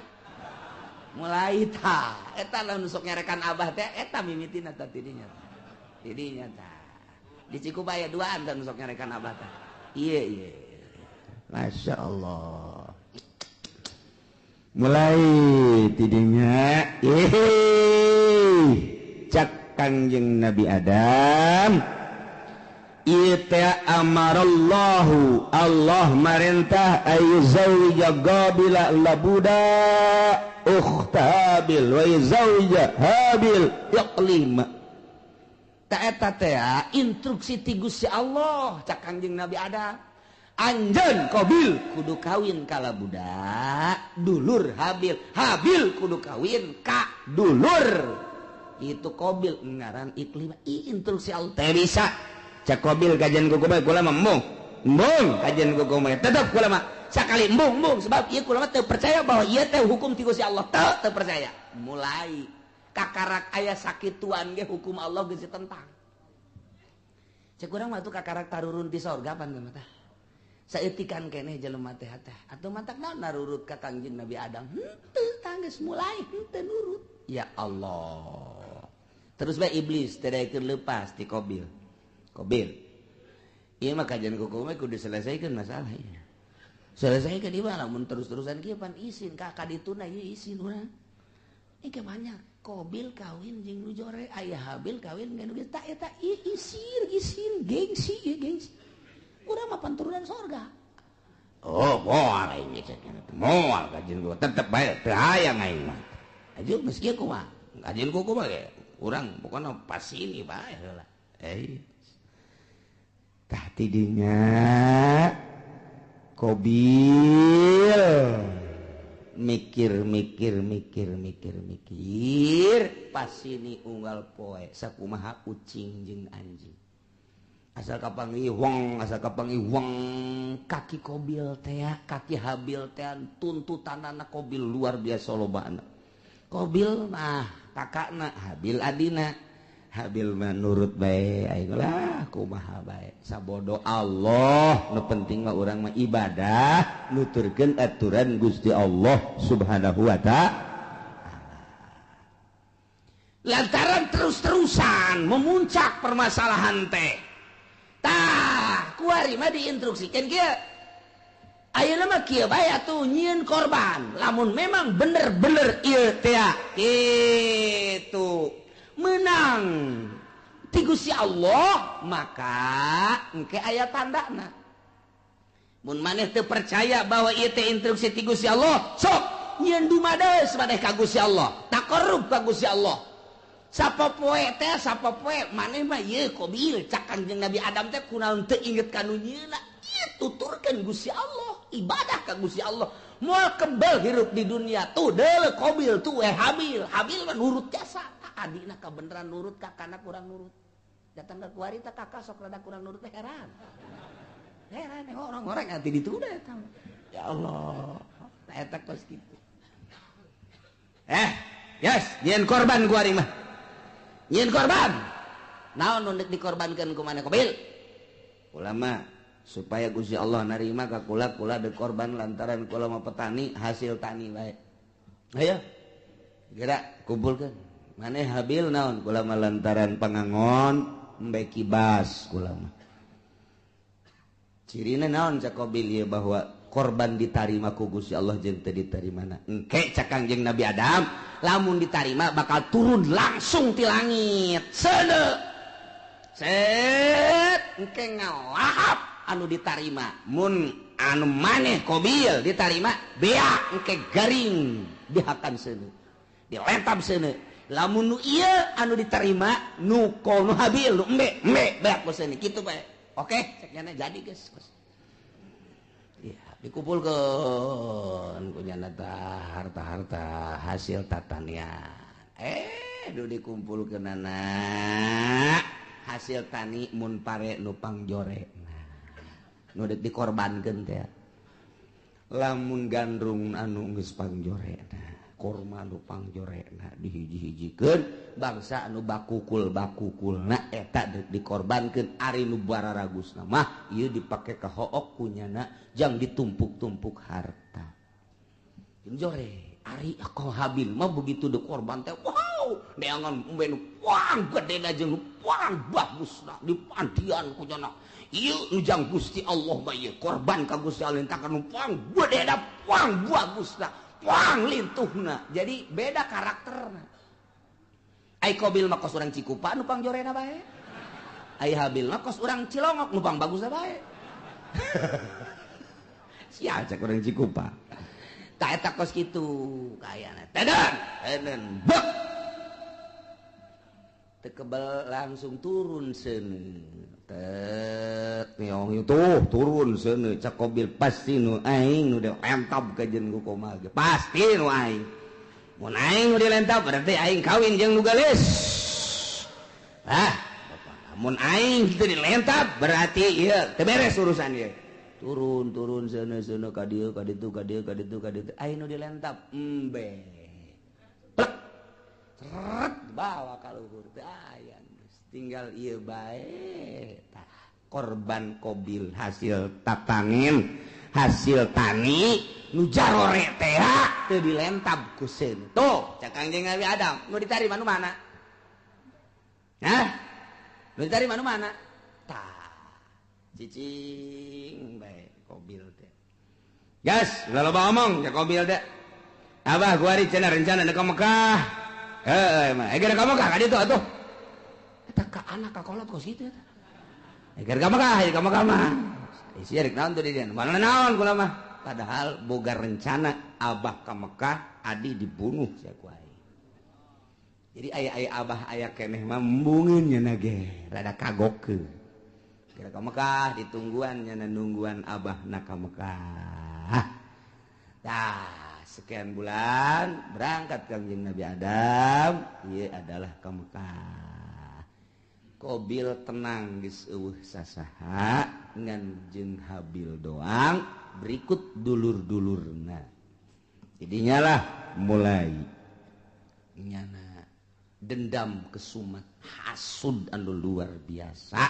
di jero hatena hayang ngabunuh Habil iyalah cerita eta dicaritakeun ku Gusti Allah dibejakeun ka Kangjeng Nabi urang Kangjeng Nabi Muhammad sallallahu alaihi wasallam naon ieu nu matak dibejakeun tah kamari Yahudi kamari musyrikin munafik teu percaya ka Kangjeng Nabi ulah kaget Muhammad munafik teu iman ka anjeun musyrikin musuhan ka anjeun kafirin ngamusuhan ka anjeun cikene nu kamari dicaritakeun teh ngamusuhan ka anjeun horenganan baheula ge takarak ge turun ti sorga ka dunya ieu anak incu Kangjeng Nabi Adam anakna sorangan Qabil geus boleh teu percaya ka Kangjeng Nabi Adam geus teu iman ka Gusti Allah malah ngabunuh adina nu ngaran Habil dicaritakeun ka Kangjeng Nabi abeh Kangjeng Nabi ieu tenang tentrem adem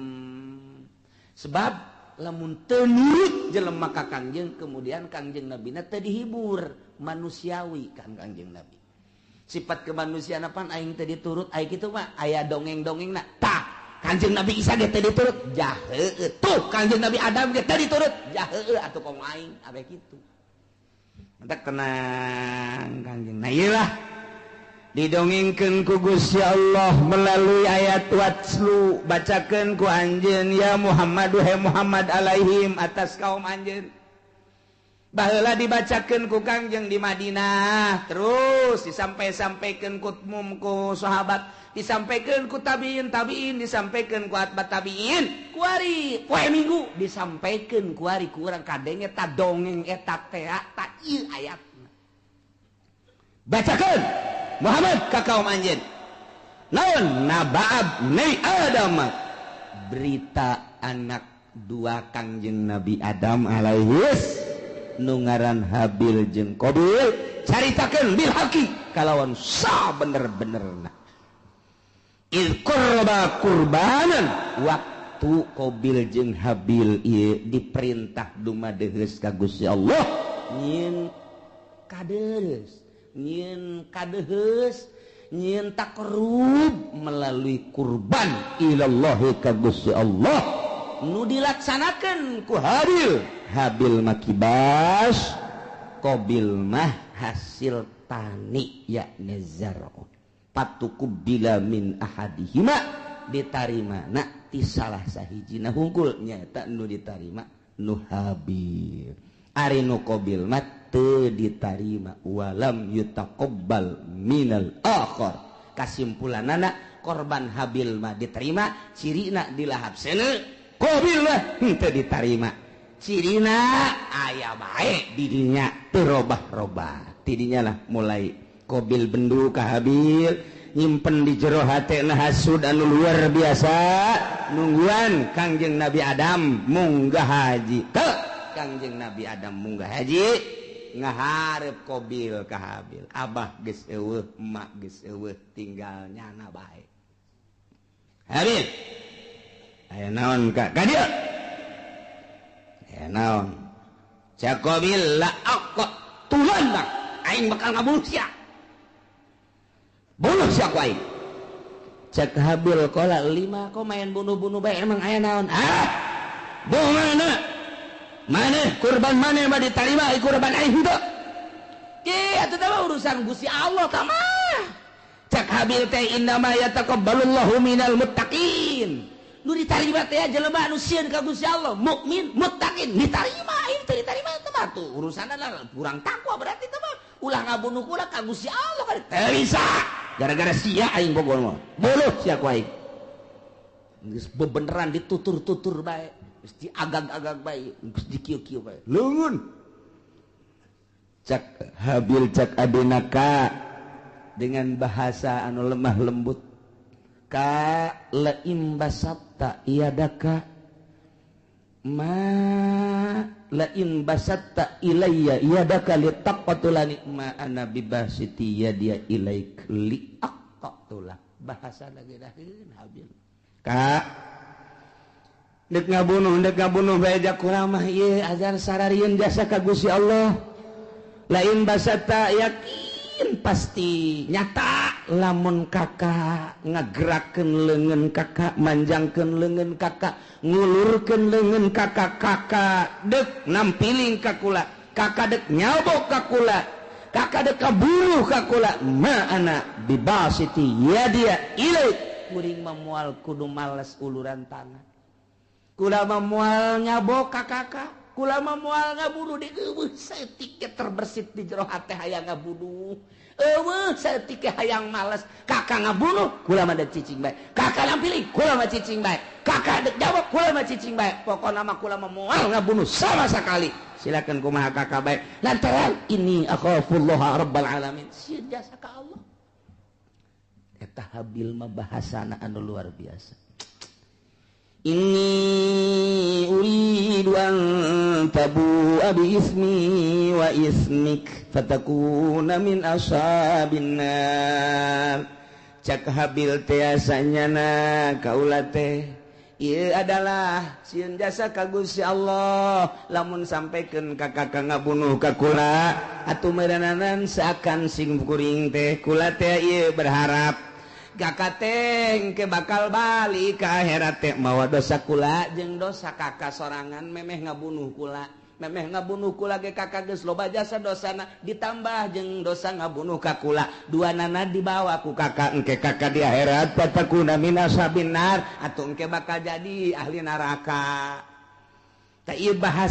bahasa luar biasa aya bahasa ini uridu antabua sanyana kaulah ngarepkeun kana yen babalik berarti boga harapan lain boga harapan lantaran eueuh maksud males ngabunuh seakan kos nu mengharap nyana teh dibunuh lain mengharap dibunuh urusan dibunuh mamangga kumaha kakak ngan kula henteu ngamaksud dek ngabunuh lantaran cak Kangjeng Nabi ge al-qatil wal maqtul finnar jelema nu ngabunuh jeung nu dibunuh sarua pada asup ka neraka lamun anu dibunuhna boga niatan hayang ngabunuh mantak cak Kangjeng Nabi teh al-qatil wal maqtul finnar nu ngabunuh jeung nu dibunuh asup ka neraka cak sahabat Gusti Rasul aya nu ngabunuh maka harti ka neraka aya nu dibunuh panu dibunuh ge nyana teh lamun imkan mah hayang ngabunuh oh jaheunya nyana ge ngan eleh wae gelutna lantaran eleh kabunuh jangan lagi hayang ngabunuh hayang malas eta lantaran al-qatil wa maqtul pindah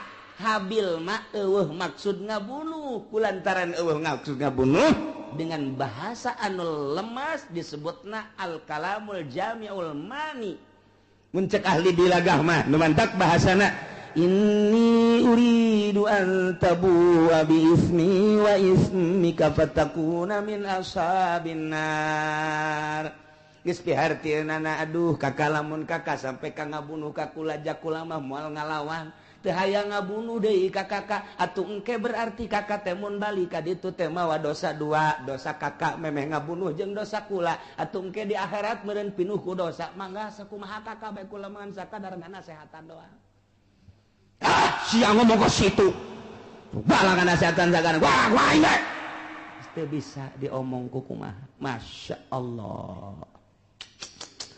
Tah gitulah akhirnya kumaha langsung ditikem sanggeus sadikit tikem bingung aing ngabunuhna kumaha ieu can aya pembunuhan pan harita can aya pembunuhan cara ngabunuh ngaleungitkeun nyawa artina ieu ku sabab dikubahakeun lah bingung dijotos besi teu bae digebug besi teu bae dikumahakeun ieu dikumahakeun bingung nyana mikiran ngabunuh ge bingung lantaran can pernah aya nu ngabunuh pan harita mah manusia pertama nyana eta anak Kangjeng Nabi Adam anu ngamimitian dek ngabunuh datang ka ngabunuh ge bingung kumaha carana ngalamun bae Habil geus aya bae di sisi dicekelan bae kieu dek dibunuhkeun bingung cara ngabunuhna kumaha cara ngabunuhna sok iblis asup deui ka jero hateun aya sia bodoh-bodoh teh atuh ngabunuh bae heseun amat cak iblis teh atuh teu kumaha aja can urang anu dibunuh Japan ieu manusia kakara ge urang doang ngomong we nya di jero hate jeung iblis ya kadeulekeun ya deulekeun ya cet bae iblis teh kaluar nu hiji tek hareup ngarupa nya jeung iblis tu saja gelut bija bareng gelut nu hiji dicekel tek dikahadapkeun terus jokot batu digebukeun buak kana huluna hai oh tak kitu ngabunuh mata jadi dicontohan ku sakadang iblis. Masya Allah tuh gitulah Qabil teh oh jaheu babarinya eta iblis nu hiji pae kakana pae geus pae nah Habil ku aing geus bisa sebab aing geus kuliah kuliah ngabunuh aing geus di saha kuliah ngabunuh nangis aya dosen iblis langsung bae nurutan iblis jadi diperagakeun ku iblis cara ngabunuhna mantak cekel tujahkeun langsung liak nyokot batu nu gede diangkat ku Qabil gejretkeun kana huluna gujret kieu syariat masya Allah gitulah bakal jadi ahli neraka wa zalika jazaa'ul zalimin nyana jadi ahli neraka babalas jelema nu zalimah tidinya lantaran keheul jeung keukeuh bae hayang ngabunuh fatawaat maka ngagoda zayanat ngahiasi lahu ka Qabil nafsahu kana nafsu naqatslahi kana ngabunuh dulurna nu ngaran Habil diperagakeun ku iblis faqatalahu maka dibunuhlah ku Qabil Habil dengan cara diperagakeun kos sakumaha iblis fa asbaha minal khasirin barang geus bae nalangsa lantaran iblis kala luar tina hatena ditinggalkeun kabur malah kadenge kaburna ge hayu sia cilaka Qabil cak iblis kan cilaka sia Qabil cak iblis aing geus teu tanggung jawab aing ge ieu doraka setik di sorga turun ke handap baheula kalantaran teu percaya ke adab aing dilaknat ku Gusti Allah sia ku ari termasuk laknateun Allah aing teu tanggung jawab kumaha sia bae Qabil ceurik di dinya kadung ditangkep ku nyana aduh hadi cang nyana ditangkep ku nyana masyaallah ieu aya ku kieu-kieu teuing ditangkep ku nyana bari ceurik nyaah jeung deudeuh diciuman geus pae kakak de kudu kumaha ieu teh kudu kumaha jelema geus Kangjeng Nabi Adam Siti Hawa ka Mekah adi-adina jararo tinggalnya na doang duaan ditangkep kunyana geus dibunuh lantaran iblis tak kalaluan mana teuing luar biasa sedihna Qabil harita neuk minta tulung ka mana ngan sakikituna jelema dibabawa kunyana dipapanggul kunyana ku deudeuh jeung nyaah deudeuh jeung nyaah dipanggul tok ka Masrik 60 km mamanggul bae dipanggul deui ka Magrib 60 km bulak-balik lantaran deudeuh jeung nyaah masyaallah kudu dikumahakeun atuh ieu adi diciuman deui dipanggul deui dicium deui dipanggul deui dicium deui dipanggul deui eta sakitu geus luar biasa 40 poe cak sakol maki kituan bage iblis asup deui geus dibunuh mah ulah sakaduhung-kaduhung moal hirup deui kajen kukumaha moal hirup deui